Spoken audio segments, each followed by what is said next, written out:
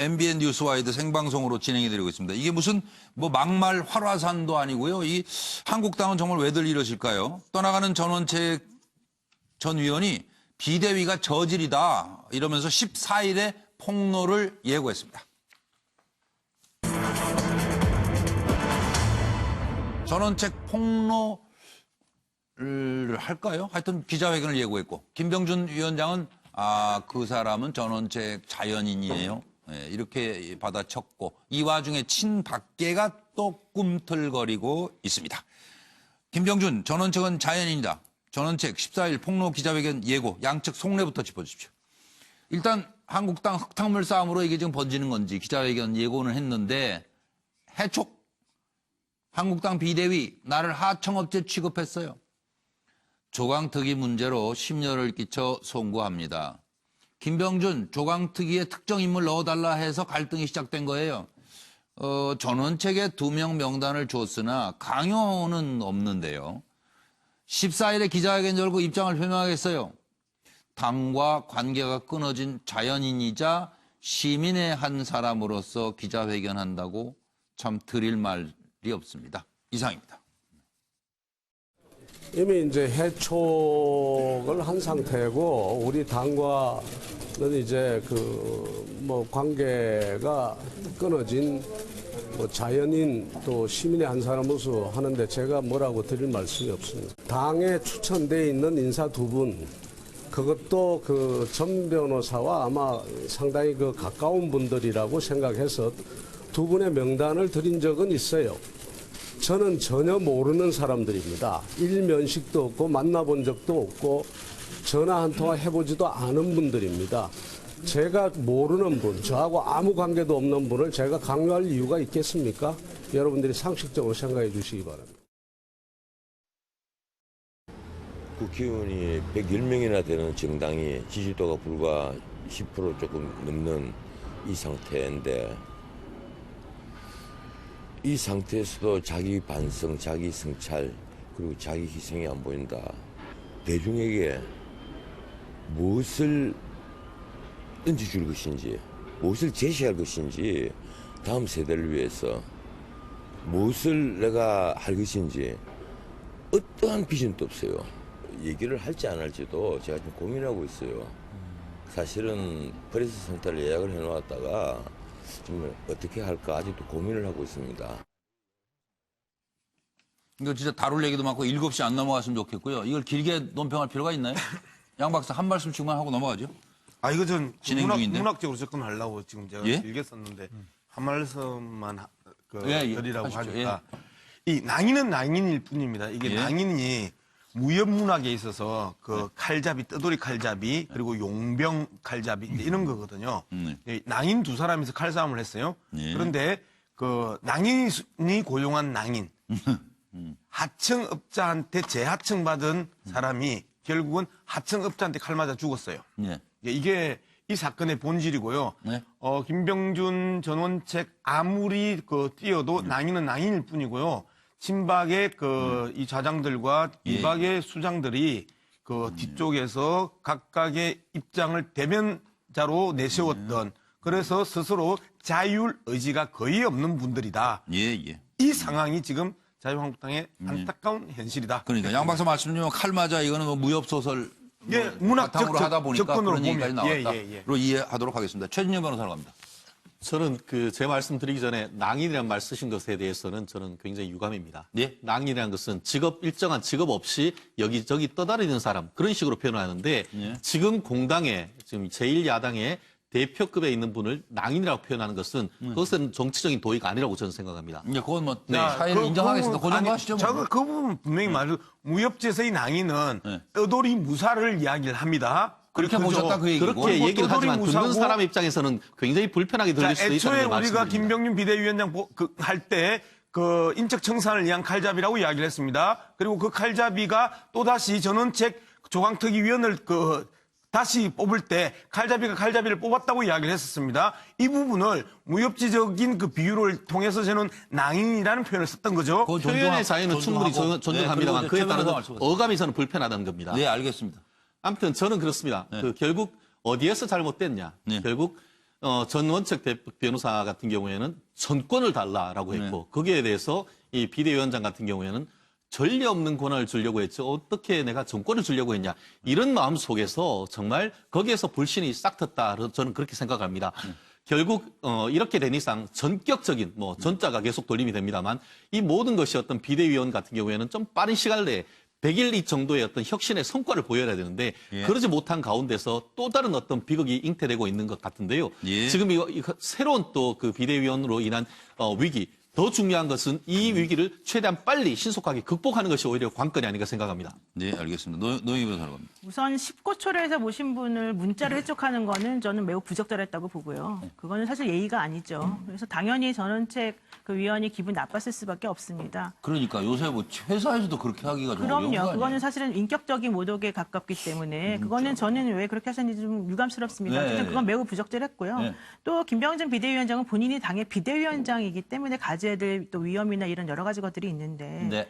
사실은 이제 오얏나무 아래서 갓근 고쳐 쓰지 말라고 우리가 했지 않습니까? 그러니까 오해를 받을 만한 일을 하면 안 돼요, 사실은. 아까 위원 추천했다는 거예요? 네, 뭐 실제 그것이 맞든 혹은 비대위원장이 말한 게 맞든 그거는 중요하지 않고요. 그런 식의 얘기가 나올 정도의 상황을 만들면 안 됐다. 이게 저는 네. 생각합니다. 또 예.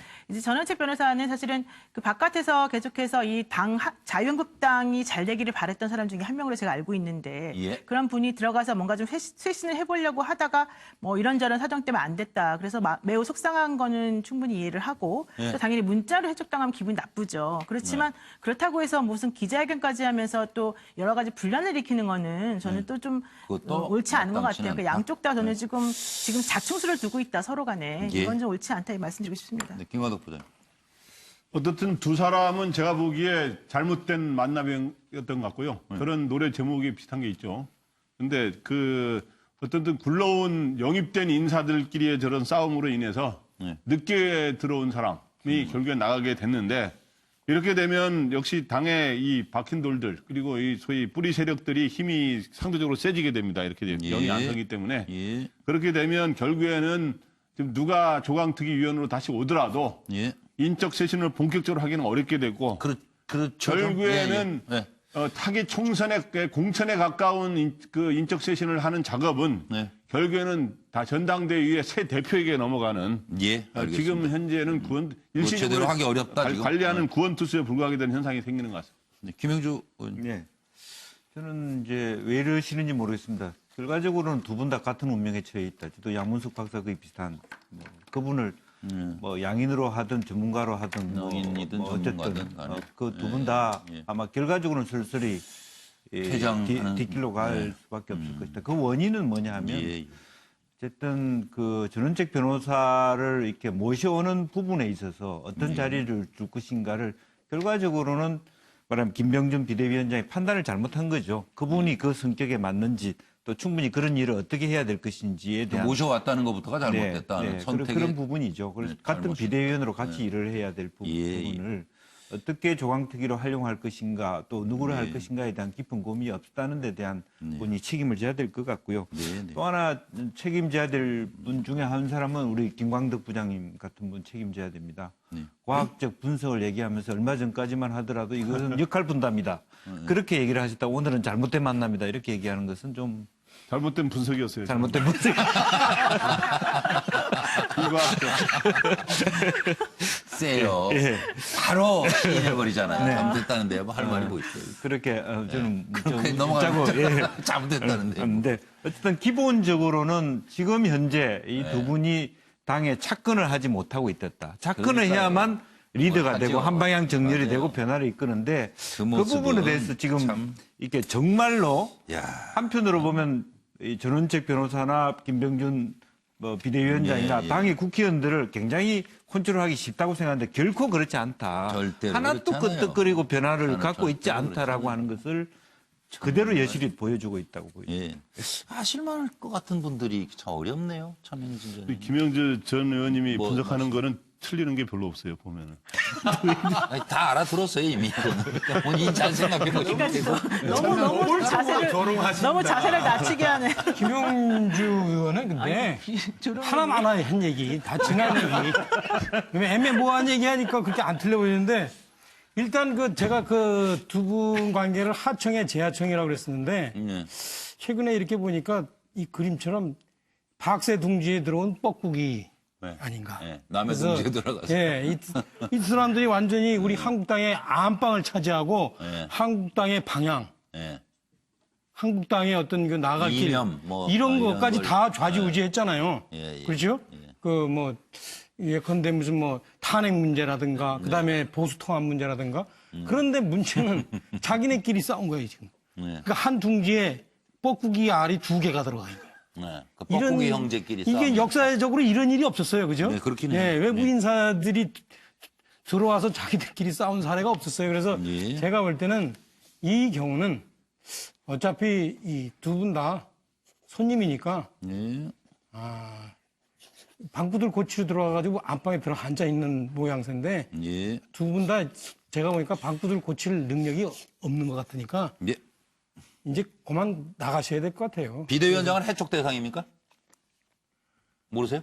예, 이 법적으로 뭐 그게 없어요. 그러니까 이거는 아마 이제 그럼 뭐 지금부터 그거는, 아마 제가 볼 때 당원대 중에 네. 여러와 같은 어떤 원성이 나올 겁니다. 당신도 똑같다. 네, 알겠습니다. 예. 예. 그리고 이제 하나 더. 이 타이밍에 최변이 버럭해야 되는데 낭인의 버럭할 일이 아니고 지금 이 타이밍에 방구수 고치러 개인 들어갔다가 두 스타일로 사람이 그냥 싸우고 인정하시고 이게 더 본인 불쾌할 굉장히 수 있을 자기 것 같은데. 저 아니 그런 게 나는 저 마음에 걸리나 봐요. 예? 자유한국당 당원이잖아요. 그러니까 얘기할 수 있는 거고 저기 막 양문석 박사는 예. 저 그래도 구계자잖아요. 그러니까 구계자로서 해야 될 얘기가 있는 거고 나는 여기 집 주인으로서 지금 밀려나 있는 사람이 얼마나 열받겠어. 잘못했습니다. 여기 봐봐 그림에 잘못했습니다. 저 밀려나 있는 박사의 입장에서 잘못했습니다. 그러니까 그 할 수 있는 얘기가 좀 받아들이겠습니다. 본인 얘기를 들어보죠. 받아들이겠습니다. 여기서 박세는 어떤 사람을 의미하는 겁니까? 김병준 전원책 이어 김무성, 홍문종 격돌하고 그만해야 돼. 있습니다. 탄핵 이슈가 재부상하는 것이냐. 비박의 김무성. 박근혜 탄핵 불가피했다. 이제 와서 따지는 게 무슨 도움이 되냐. 그러자 친박 홍문종 의원 두려움 때문에 자당의 대통령을 제물로 넘겼다고 시인한 셈이다. 네. 들어보시죠. 탄핵은 불가피한 선택이었습니다. 결과적으로 국민의 82%가 찬성했고 당시 우리 새누리당 국회의원 중에 최소 62명이 찬성을 했고 헌법재판관 8명 중에 박근혜 대통령이 지명하신 분 2분, 당에서 추천하신 분 1분, 이렇게 3명이 모두 다 찬성을 했습니다. 그런데 그걸 지금 와가지고 탄핵이 옳았냐 그렇냐를 이야기하는 것이 과연 무엇이 도움이 되겠느냐. 또 우리나라 법치국가인데 법대로 국가가 운영돼야 되지 않습니까? 자, 그 연관해서 김무성 전 대표에게 덩치값을 못한다, 뭐 쓴소리도 하셨는데요. 이게 정확하게 어떤 의미인지 설명을 좀 해주십시오. 사실 김무성 대표라고 지칭을 하지는 않았습니다. 네네. 이제 그분들이 대개 다 이제 그렇게 무장을 하고 있어요. 그런 이론적 탄핵에 대해서도 그렇고 또 탄핵의 당위성이랄까 헌법 질서를 지켜야 되지 않느냐 이런 식의 얘기들을 하고 있기 때문에 네네. 그분들이 그렇게 말씀하시는 분들을 제가 일컬어서 말씀을 드린 거죠. 예. 처음부터 저는 잘못 듣다고 얘기한 사람 중에 한 사람이거든요. 네네. 과연 누가 전원책 변호사에게 그런 모든 권한을 줬느냐. 제가 그렇게도 이미 중진회에서 얘기했고요. 네네. 결국 이런 식으로 당원들의 도움, 총의를 거치지 않은 그게 조광특위가 됐건 뭐가 됐건 그런 사람들은 결국은 성공할 수 없다라는 거를 제가 미리 말씀드린 적이 있는데 네네. 전원책 변호사께서 아깝게도 희생제물이 되신 거죠. 이게 지금 저 차명진 의원하고 저 김영주 의원님만 코멘트하고 넘어가시죠. 지금 시간이 네. 많이 가서. 예. 제 그림 맞아 보여주세요. 아까 그린 그 플러스 알파로 그 사이에 또. 박새들이 말해요. 참, 하여튼. 자기들 집을 되찾을 생각은 안 하고 밖에 나가서 아직도 몰라요. 저들끼리 또 이렇게 쫓겨난 저들끼리 싸우고 있습니다. 친박하고 비거박. 근데 뭐 이제 격돌이라고는 했는데 김무성 전 대표 얘기에 홍문종 의원이 또 이제 말씀을 이어하신 것 같아요, 지금. 그러니까 저는 김무성 대표도 지금 얘기할 자격이 없고 네. 그다음에 홍문종 의원도 얘기할 자격이 없어요. 김무성 대표는 우리의 이 모든 문제의 발단 있잖아요. 옥새 들고 나르샤. 예. 거기에 책임이고 홍문종 대표는 지금 재판 중이죠. 홍정 의원. 네, 홍문종 의원은. 예. 그래서 이분은 지난번에 저기 막 이 공천 파탄 날 때 그때 네, 그죠? 같이 책임들이 전화 다 붙잡고 있다. 네. 했던 책임이 있어요. 예. 저는 왜 이런 분들만 지금 얘기하는지 진짜 답답합니다. 지금 진짜 박사 미치겠네. 예. 많이 짧게 답답하시긴 얘기하겠습니다. 한가 봐요. 어쨌든 뭐 예. 전당대회를 해야 된다. 예, 2월 달에. 예. 그걸 하기 위해서 가장 기본적으로는 어쨌든 자기와 상대되는 계파의 의지를 꺾어서 예. 다시 제자리를 차지해야 되겠다는 그런 부분이고 한마디로 얘기해서 때가 되었다는 거죠. 총선 앞으로 가고 있고 네. 이 당은 끝까지 내가 지킨다. 이런 것이기 때문에 과거로부터 달라진 게 하나도 없다. 그런 것만 반복되는 것입니다. 예. 넘어가는 예, 간단하게만 할게요. 어쨌든 홍문종 의원이나 네. 김무성 전 대표나 이렇게 논쟁할 자격들은 없다는 건 공감하고요. 예. 근데 홍문종 의원이 왜 이런 일을 하고 있느냐는 정치적 의도를 분석해 보면 네. 주로 탄핵을 찬성했던 복당파들을 저격수로 나서 가지고 예. 본인이 그러겠다는 건 아니고 좀 친박 세체가 약한 범친박 잔류파들을 원내대표와 당권 장악을 하기 위한 이렇게 분위기 조성에 나서는 거다 이렇게 예. 보입니다. 예. 예. 평론이 어렵진 않은 것 같아요. 정치 평론은 간단해요. 그냥 권력 잡기에만 혈안들이 돼 있으니까 뭐 더 이상 바랄 게 뭐 있습니까? 그리고 오늘도 어김없이 등장하는